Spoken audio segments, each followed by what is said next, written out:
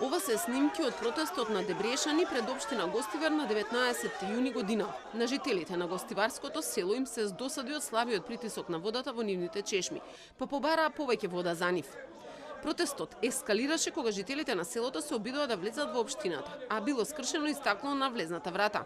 Гневот се смири кога представници на општината и комуналното побараа трпение од 1 месец за да се интервенира на санација и унапредување на изворот на Дебреш, со цел да се зголеми количината на вода.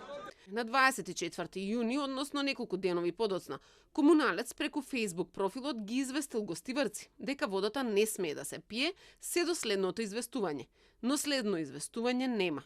Според обвинителството, осумничените директори на 25 јуни или ден потоа дале налози на вработени во предпријатието да постават 3 потопни пумпи во канал со површинска вода, со штетни материи близу до комората со вода за пиење, за да го тестираат притисокот на водата.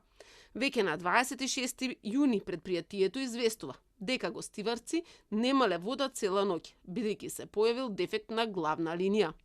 Дефектот е предизвикан од ненадејни флуктуации на притисокот на водата, кои оштетија дел од мрежата.